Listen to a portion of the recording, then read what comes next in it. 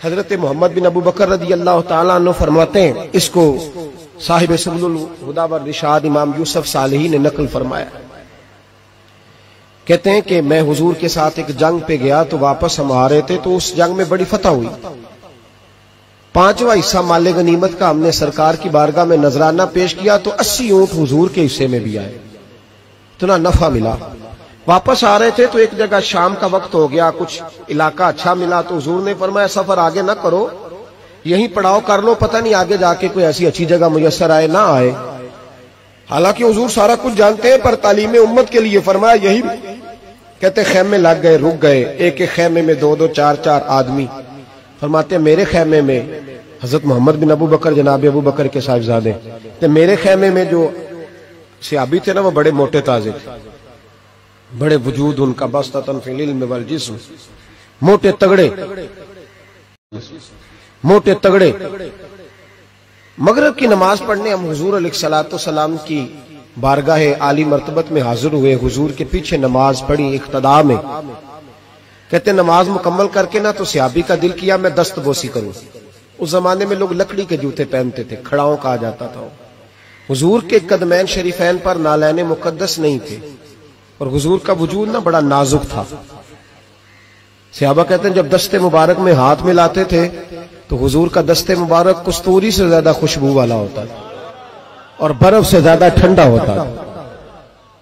तो फरमाते हैं हुजूर की बारगाह में ना नमाज के बाद जब सहाबा बिखरे तो वो भी आगे बढ़े सलाम। ये कुछ लोग आते हैं सलाम लेने, मुझे बड़ी तकलीफ होती है जब धक्के लगते हैं ना, तो मैं कहता हूँ यार ना आया करो, हम कौन सा कोई इतने एजाज वाले लोग, फिर धक्के लग। और कुछ इतनी मोहब्बत से सलाम लेते हैं, इतनी मोहब्बत से सलाम लेते हैं कि कई दफा जोड़ हिल जाते हैं, इतना जबरदस्त सलाम लेते। पीछे खड़े होते हैं तो हाथ खींच लेते हैं। अब वो तबीयत भी नहीं चाहती कि किसी को कुछ कहा जाए, लेकिन वो बाद में महसूस होता है कि ये मोहब्बत हुई है और मोहब्बत में मामलात बड़े दूर निकल जाते हैं कई दफा। तो मोहब्बत तो इसका नाम है कि महबूब को आसानी किस बात में है, महबूब को आसानी किस बात में है। मोहब्बत इस चीज का नाम, इस चीज का नाम नहीं कि मैं क्या ख्वाहिश कर रहा हूं, महबूब वो वाली करे ना। वो राजी किस बात में है, मैं गुड्डी ते हथ डोर सज्जन दे, वो जिंज रखे उंज रहना है। वाजिब नहीं जे विच शरीयत मंदा खसम नु कहना। बात तो यह है कि उसको आसानी किस बात में, आम दाम बरसरे मतलब।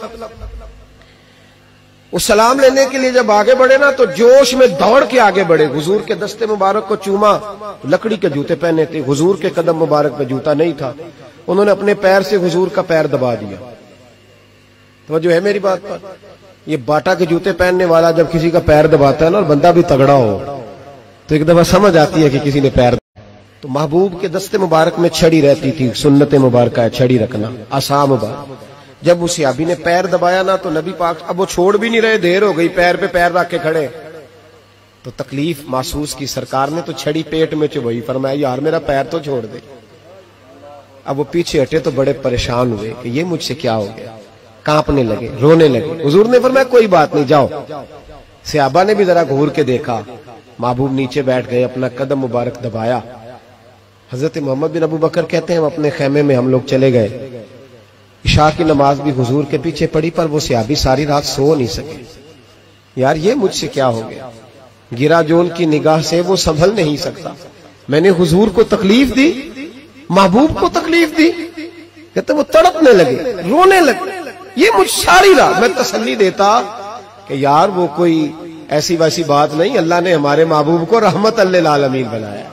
और हुजूर जानते हैं कि तूने जानबूझ के ऐसा नहीं किया, लेकिन वो अंदर का जो है ना वो माहौल वो उनको सोने नहीं देता। कहते हैं सहरी का वक्त हुआ तहज्जुद का, तो सैयदना बिलाल हबशी आए, खैमे के बाहर खड़े हो, कहने लगे बंदा किधर है जिसने कल मगरिब के वक्त हुजूर का पैर दबाया, किधर है? कहते हैं अब तो वो और डरे और कहने लगे लगता है मेरी मुजम्मत में कुरान आ गया। महबूब की गैर इरादी बेअदबी भी अल्लाह को पसंद नहीं। कहा लगता है आयतें आ गई, पता नहीं मेरे बारे में क्या हुक्म आया होगा।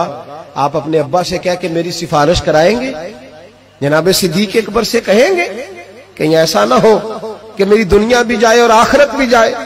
कहते तड़पते सिसकते दरे रसूल पे पहुंचे, सहरी का वक्त, हुजूर तशरीफ फरमा है। कहते अब मैं और वो मुंतजिर थे कि कोई ऐसा हुक्म आएगा पता नहीं क्या बनेगा और उस हुक्म के मामले में फिर कहां तक बात जाएगी। कुर्बान जाए, जब हुजूर के सामने खड़े हुए तो सारा कुछ जानने वाले महबूब ने अपनी उम्मत की तालीम के लिए फरमाया, भाई इशा के बाद ही तुझे बुलाने का इरादा हुआ था, फिर ख्याल आया कि तू कहीं सोया होगा, शहरी में लोग उठ जाते हैं तहज्जुद के लिए, इसलिए तुझे बुलाया है। फरमाते अब इंतजार था कि वो बड़ी बात आए, डर रहे थे, लेकिन कुर्बान जाए नबी पाक ने पैर दबाने का जिक्र ही नहीं फरमाया। हुजूर फरमाने लगे बुलाया इसलिए है कि कल शाम मैंने तेरे पेट में छड़ी चबो दी थी, तुझे तकलीफ हुई होगी तो अल्लाह की रिजा के लिए माफ नहीं कर देता। जनाब मोहम्मद बिन अबू बकर कहते हैं पहले तो वो अकेला रोता था, अब हम सब ने रोना शुरू कर दिया। हुजूर आप क्या फरमाने? कहने लगे नहीं यार, बेचारे का पेट बड़ा है, मैंने छड़ी चबो दी, उसको तकलीफ हुई होगी। और क्या लफ्ज है हदीस में, महबूब फरमाने लगे मैं सारी रात सो नहीं सका, इसका वो दर्द। ओ भाई तो अपने अब्बा को सख्त बात कह के आके बेड पे आराम से सो जाता है, तो अपनी अम्मा को सख्त जुमला कह के वो तड़पती रहती है, उसे वो सारी रातें याद आती हैं जो उसने बेटे के लिए बेदार रह के गुजारी होती है। तो एक फिक्रा कह के तू सोचता ही नहीं, कहने वाले तो कह ही देते हैं, ये सुनने वाले हैं जो कमाल करते हैं, तूने ख्याल ही नहीं किया। महबूब फरमाने लगे सो नहीं पाया, चल अल्लाह की रिजा के लिए माफ कर दे। तो कहने लगे हुजूर वो तो मैंने पैर दबाया था इसलिए आपने मुझे छड़ी चबोई, आप क्या कह रहे हैं? तो महबूब फरमा देखे वजाहत देखे, महबूब फरमाने लगे तूने तो अन देखे पैर दबाया था, मैं तो देख रहा था, मुझे नहीं छड़ी चबोनी चाहिए थी, चल तू क्या मैंने माफ किया। तो अर्ज करने लगे हुजूर जिस तरह आप राजी है मैं भी उसी तरह ही राजी हूँ। महबूब फरमाने लगे तू तो राजी है पर मैं नहीं अभी राजी। हुजूर आप कैसे राजी होते हैं? फरमाया जी 80 ऊंट मेरे हिस्से में आए हैं, अगर तू सारे तोहफे में कबूल करे तो मैं राजी हो जाऊंगा, तोहफे में रख ले सारे। कौन देता है देने को, फाजिल बरेलवी का अंदाज में जरा देखिए, कौन देता है देने को, इसका पंजाबी तर्जुमा है कि कौन देता है देना से जिगरा चाहिए, कौन देता है देने को मुंह चाहिए, देने वाला है सच्चा।